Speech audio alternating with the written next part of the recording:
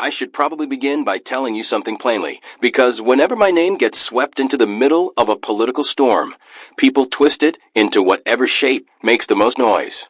My name is Warren Buffett, and for most of my life, I've stood firmly on one side of the line. I talk about business. I talk about markets. I talk about long-term thinking, discipline, and patience. I don't shout. I don't dramatize. And I certainly don't wake up in the morning looking for a fight with Donald Trump. That's not exactly how we do things in Omaha.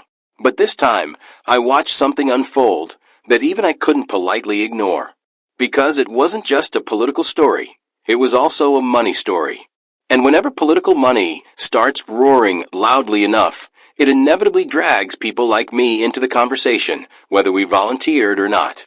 Now, to be completely transparent, I didn't march onto a stage, slam my fist on the podium, and start shouting the names of billionaires funding Donald Trump's campaign.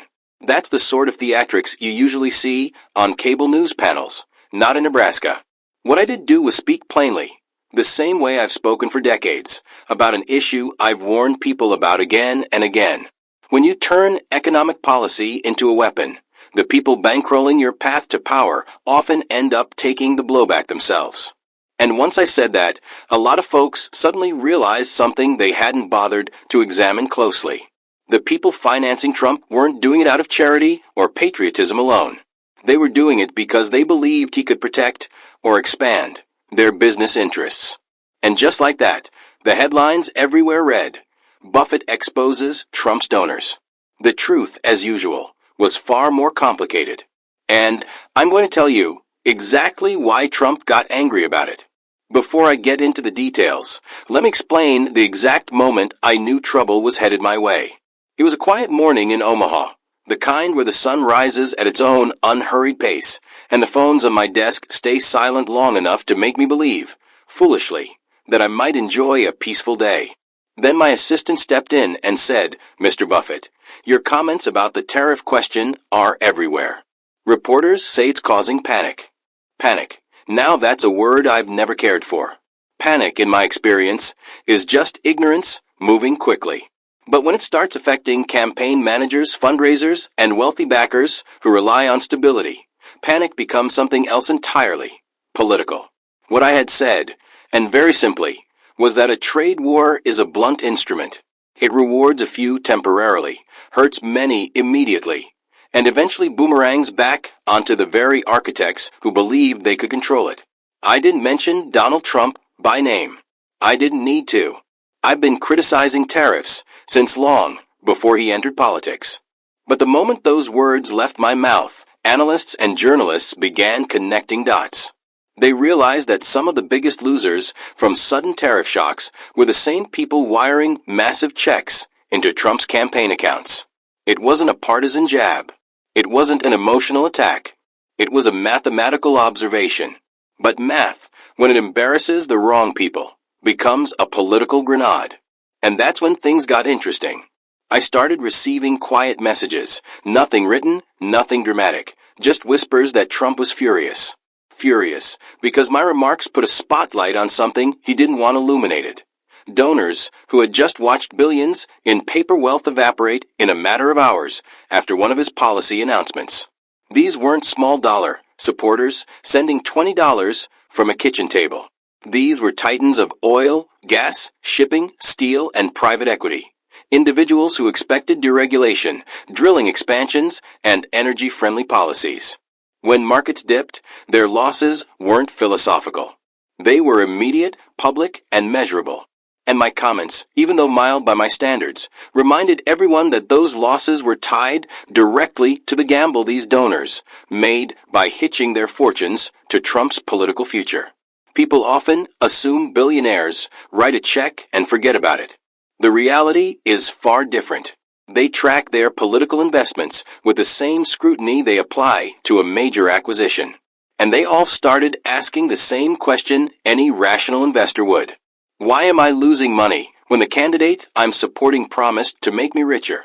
Some calmed themselves by calling the turmoil temporary. Others, more cautious, saw it as a riskier bet than they originally bargained for. But the moment I said publicly that trade conflict is a business landmine, the world turned to the donor list and asked the next logical question. Who exactly is paying for all this chaos? Now let me address the part that keeps getting twisted. People said, I exposed Trump's donors. What I actually exposed were the economics behind their decisions, the incentives, the risks, the predictable consequences. I discussed energy markets, currency strength, supply chains, and the cost of uncertainty. But because those topics are the lifeblood of oil barons, real estate magnates, and high-risk financiers, the very people writing the largest checks, the press connected my economic warnings with their political contributions. And apparently, that irritated Trump more than anything. Not because I revealed a secret. Those donor names are public record. But because my explanation made something painfully clear. Their losses weren't coincidences. They were consequences. I've spent my life studying how people respond to incentives. Trump's biggest donors responded to one of the oldest incentives in the world, profit. They saw deregulation, favorable tax structures, and drilling rights that could save them enormous sums. But they underestimated something I've repeated for decades. Markets hate unpredictability. The worst financial damage often comes not from higher taxes, not from new regulations, but from sudden, sweeping policy swings that inject chaos into the system in the name of political theater. When Trump abruptly announced another aggressive tariff shift, the markets didn't wait for committees, analysis, or debate. They punished investors instantly. And those investors were his investors. Still, here's what most people don't grasp. Trump wasn't angry because I criticized his policies. He's heard that from me before. He was angry because I pointed out something far more sensitive, that the donors themselves had made a miscalculation. Calling a policy reckless is one matter. Pointing out that the people financing your campaign are losing money because of you? That shakes the foundation beneath your entire operation. Because once your own donors start wondering whether your leadership is costing them more than it's protecting them, the cracks begin to spread. Quietly, at first, then everywhere. Let me give you an image that captures the situation perfectly. Picture a card table in Las Vegas. A man sits down, confident, loud, boasting about how he always beats the house. His friends gather around, tossing chips into his pile, cheering him on because they believe he's going to double their stake. Then the dealer flips a card. The table gasps. Suddenly, every friend realizes their money is tied to someone playing a dangerous game. And if someone like me walks by and calmly says, the odds aren't in your favor here, I don't need to mention the gambler's name. The whole group immediately starts whispering. And the gambler doesn't get angry at the dealer. He gets angry at me. I've always believed sunlight is the best disinfectant. But in politics, sunlight is also the most unwelcome guest. When reporters realized that my economic remarks aligned almost perfectly with the interests of people like Harold Hamm, Kelsey Warren, and a handful of other major players funding Trump, they didn't need me to hand them a neatly printed donor list. They simply followed the trail.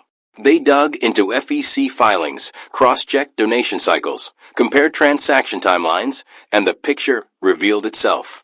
Their stories suddenly painted a vivid portrait of a campaign powered by enormous energy sector backers who had just been hit hard by a market downturn triggered by the volatility of Trump's own policies. And overnight it looked, at least the way the headlines framed it, as though I had personally exposed a secret network of donors. The truth was far less sensational. The secret had been sitting in plain sight for anyone willing to look. But I understand why the narrative stuck. People want drama. They want a villain, a revelation, a reluctant hero. And if you tell the story just right, the man quietly explaining basic economics from a desk in Omaha becomes the accidental whistleblower who sets off a panic behind closed doors.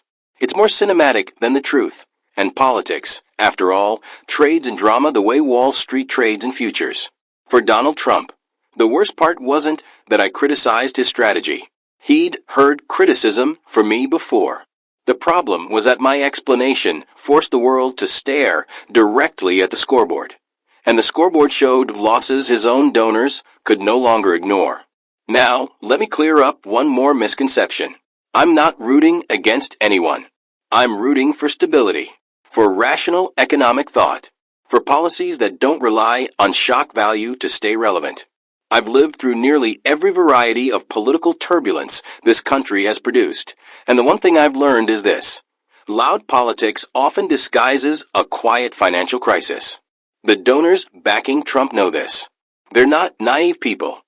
They simply hope the ride would be smoother, the rewards clearer, and the risks manageable. My comments didn't change their fate. They merely highlighted it. So if you're wondering why Trump felt angered, the answer is simple. I didn't expose a list. I exposed a pattern. And once a pattern becomes visible, the people inside it realize they're no longer playing a private game. The world is watching, the markets are reacting, and the donors are crunching the numbers. Nothing frustrates a politician more than the moment his own financiers begin asking whether they backed the wrong horse. That's the truth, and we're only just getting started. If you've stayed with me this long, then you already understand that I never intended to expose anyone. I simply described why volatility, especially the political kind, can cost more than any regulation, tax, or trade agreement ever could. But once those words left my mouth, the reaction grew louder than even I expected. Suddenly, individuals who had spent years operating quietly in the shadows of political fundraising found themselves dragged into the spotlight. Not because I named a single one of them, but because my explanation encouraged analysts and journalists to follow the money. And once they did, the truth sat in the center of a table like an uninvited guest at a family dinner. A few days after my remark spread, someone close to one of Trump's wealthiest supporters called my office. He spoke softly, carefully, but the irritation leaked through every syllable. He explained that his employer, a billionaire energy tycoon, had taken a massive financial hit after one of Trump's policy announcements. And the last thing they wanted was for my comments to fuel the narrative that supporting Trump was damaging their business interests. I didn't say much in response. When someone is frustrated, the worst thing you can do is remind them that the numbers are indifferent. Markets don't move out of loyalty. Investors don't receive exemptions because they supported the right candidate. Volatility punishes everyone in the same language: losses. And these losses weren't theoretical. They were real, immediate, painful. Several donors, particularly in oil and gas, watched billions evaporate from their portfolios in the span of hours. A tariff declaration might sound like patriotism on television, but behind the curtain, it's a bomb detonated inside global supply chains, currency markets, and commodity pricing. I didn't cause the explosion. I simply explained the physics behind it. But explanations have a curious way of turning into accusations when people are desperate for someone to blame. I later heard that Trump was furious because my remarks gave the media a narrative that cut far deeper than any political jab. Political attacks come and go. They're the background noise of Washington. But telling the world that a candidate's own policies are costing his donors fortunes? That's a blow that bleeds into three worlds at once: financial, political, and media. That's the kind of wound that makes donors pick up their phones, call strategists, and whisper about whether the risks are growing too large to overlook. But I want you to understand something crucial. This wasn't just about donors losing money. It was about why they were losing money. During this election cycle, Trump leaned more heavily on large-scale donors, many from the energy sector, because his base of small-dollar supporters began shrinking. Reporters have been tracking this trend for months, but my comments made people look at it through a sharper lens. When the public realized that small donors were fading while large donors were bleeding financially, a new question emerged. Why were these billionaires still funding a campaign that kept hammering their own bottom line? You'd be surprised how many calls I received in the weeks that followed. Some from old friends in business, others from strangers who simply wanted clarity. They all asked the same thing. Warren, do you think these donors will pull out? And I told them what I've always believed. Money has no ideology. It has incentives. When incentives disappear, the money disappears right behind them. That didn't mean the billionaire donors vanished overnight. People with that level of influence don't reverse course because the wind changes direction. They've survived decades by thinking long-term. But doubt, once planted, grows like a weed. And every time Trump made another dramatic move, those doubts grew louder. A tariff, threat here. A regulatory promise there. It felt like watching a ship steered by a captain who tries to outshout the storm. And while shouting might energize a crowd, it does nothing for the markets. One morning, I received a message from an investor I've known since the early 70s, a man who can read market sentiment the way most people read a newspaper. He told me that the sudden swings triggered by Trump's announcements were creating unease even among investors who had weathered political storms for decades without blinking. This feels different, he said. It feels like the people writing the checks aren't the ones controlling the story anymore. He was right. A campaign heavily dependent on a small circle of massive donors is a campaign built on expectations. And expectations, when unmet, turn into pressure. To be honest, the thing that surprised me most wasn't the donor's discomfort. What surprised me wasn't the donor discomfort itself. It was how quickly the media transformed the entire situation into a narrative that I had supposedly exposed something monumental. One headline read, "Buffett puts Trump's donor network under the microscope." Another insisted I had revealed the money behind Trump's troubled campaign. But let's be honest, I didn't reveal a thing. The donor names were public. Their industries were obvious. Their motivations were predictable. Yet the story needed a frame, a central figure. And I became that frame. Meanwhile, inside Trump's orbit, reports surfaced of irritation and anger, not just directed at me, but at the mere suggestion that anyone would dare question the loyalty of his donors. Loyalty is a sacred word in politics. But loyalty rooted in financial interest is thin ice. And when the value of the investment begins to fall, the loyalty built upon it falls right alongside. Some insiders claim Trump worried my remarks might spook donors into pulling back. Others suggested he feared my comments would reinforce the narrative that his campaign was unstable. I don't know which interpretation is correct, maybe both. But I do know this. The more dependent a politician is on a handful of large donors, the more fragile he becomes to even the perception that those donors may reconsider their commitment. I stayed quiet publicly for a while. Not because I felt guilty, I didn't, but because I understood the magnitude of the pressure building behind closed doors. Campaigns run on momentum. Financial momentum, psychological momentum, narrative momentum. And once momentum cracks, everything becomes harder. Fundraising slows. Advisors tense up. Opponents detect weakness. And the media circles the situation the way sharks circle blood. So weeks later, when a reporter asked me whether I regretted my comments, I answered plainly, no. Understanding the consequences of economic decisions matters more than preserving political storylines. If instability is hurting investors, even investors supporting a candidate, the public deserves transparency. Transparency is not an attack. It's accountability. But the story didn't end there. As markets shifted and new announcements came from Trump's camp, donors began recalculating. Some doubled down, convinced that turbulence would eventually settle. Others quietly contacted alternative political groups, hedging their bets the same way they hedge portfolios.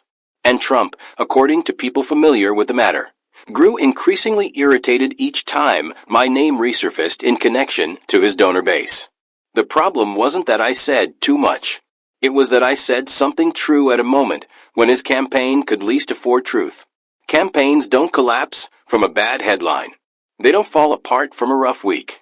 They fall apart when the people financing them begin feeling uncertain. And uncertainty magnified by financial losses becomes pressure even the most confident candidate can feel. To fully understand Trump's frustration, you first have to understand the psychology of political funding. A campaign wants donors who feel optimistic, secure, aligned with the mission. A campaign does not want donors who feel exposed. Once the narrative formed that his wealthiest backers were losing money directly because of his policy volatility, and that someone like me had calmly explained the mechanics behind those losses, the perception of strength he had worked so hard to project began to wobble. I didn't cause their losses. Policy did. Markets did. Reality did. But once people connected the dots, the picture became too sharp to ignore. And that brings us to the real turning point. The moment the donor question became something Trump could no longer control. The moment the conversation shifted from who supports him to how long will they keep supporting him. And in politics, no question is more dangerous. Political storms never arrive all at once. They begin with a tremor, a subtle shift, then a disturbance on the horizon, and finally a change so faint only those who've watched the sky their entire lives can sense it. That's exactly what was unfolding around Trump's donor network. What began as quiet frustration behind closed doors was slowly turning into doubt. And doubt in the mind of a donor is more dangerous than a televised scandal, a courtroom headline, or a political opponent's speech. To understand the final stretch of this story, picture Trump's environment during those weeks.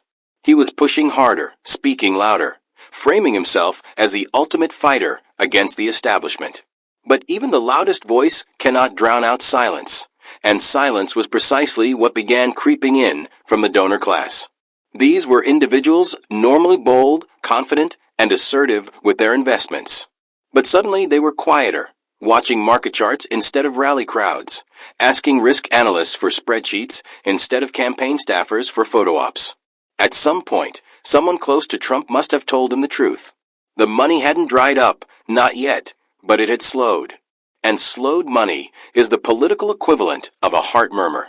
It doesn't kill you instantly, but it signals that something inside is weakening. People like to imagine that my involvement was deliberate. It wasn't.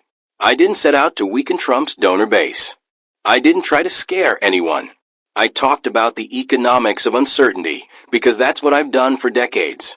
But once the media linked my comments to donors' real-time financial losses, the narrative began walking on its own legs. Suddenly, it wasn't just that donors were losing money. It was that I had explained why they were losing money. And explanations in politics often carry more weight than accusations. One evening, I received a message from a man I'd met years ago, someone who now advises several influential political donors, including some supporting Trump. He told me, "Warren, you may not realize it, but your comments gave people a vocabulary for something they were scared to admit. They didn't want to say the campaign was hurting them, but you gave them the economic framework to understand that it was." I thought about that for a long time. People don't fear losses as much as they fear acknowledging they made a bad bet.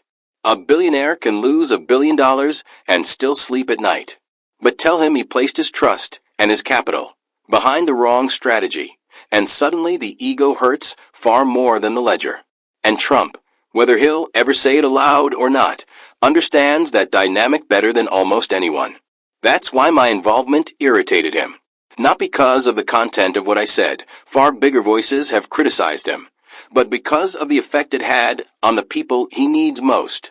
The turning point arrived when analysts began publishing detailed reports linking the market downturn directly to Trump's rapid-fire policy announcements. Their charts, models, trend lines, all of it told the same story I've been repeating for decades. Markets react instantly to ambiguity, and ambiguity had become one of his most consistent trademarks. When those reports exploded across financial media, donors realized something unsettling. They were sitting on top of a risk they could no longer control that a candidate who promises to fight the system may energize voters. But to investors, a politician who destabilizes markets is the equivalent of a pilot who likes switching off the cockpit lights mid-flight just to keep things interesting. I don't say that casually.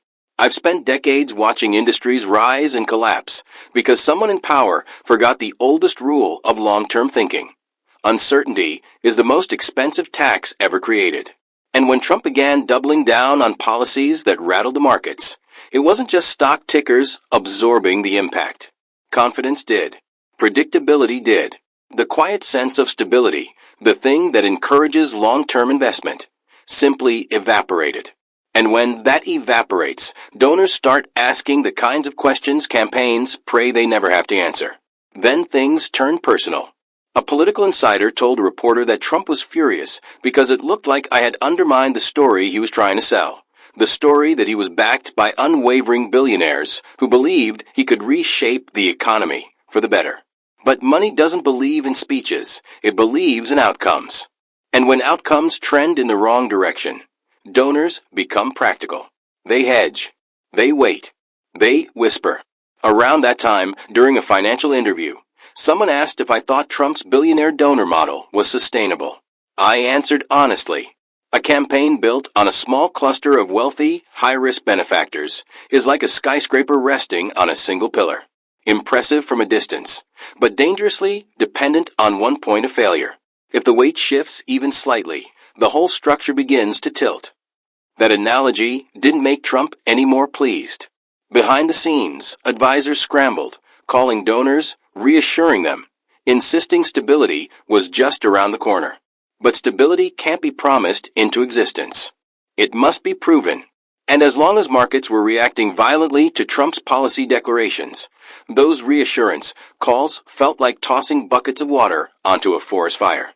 The real turning point came during a private gathering hosted by a major donor in Dallas, a man who had poured millions into Trump's PACs. I wasn't in that room, but several attendees later described the same unsettling shift. For the first time, the conversation wasn't about helping Trump win. It was about how to protect their portfolios if the chaos kept getting worse. When donors move from supporting the candidate to surviving the candidate, the equation changes completely. I didn't celebrate that moment. I didn't encourage it. But I recognized it instantly. I've seen the same pattern unfold in corporations and markets for more than 70 years. Confidence is a currency all its own. And once trust cracks, no amount of shouting can seal the fissure. Meanwhile, the media narrative kept ballooning. Buffett exposes Trump's donor problem. Buffett reveals the real financiers behind the turmoil. Buffett cracks the billionaire curtain. Every headline exaggerated my influence, but the impact was the same. The story grew larger than anything I had actually said. And that is what angered Trump most. He was losing control of the narrative. He wanted to project strength, support, and financial backing. But my analysis introduced something: political movements, fear more than opposition, more than scandal, more than bad press. Doubt in the foundation. And when the foundation shakes, everything resting on it begins to wobble. Eventually, the calls slowed, not because donors were reassured, but because they had begun thinking privately instead of talking publicly. That's how you know the shift is real. Fear announces itself. Doubt goes quiet. Looking back, I don't regret a single thing I said. I've learned that telling the truth, especially about markets, is never the wrong decision. And the truth was simple. The donors funding Donald Trump weren't insulated from the consequences of his policies. They were exposed, vulnerable, and whether they admitted it openly or not, many had begun to question whether their investment would ever yield returns. The headlines claimed I had exposed the real donors behind his campaign losses. But I didn't expose them. Reality did.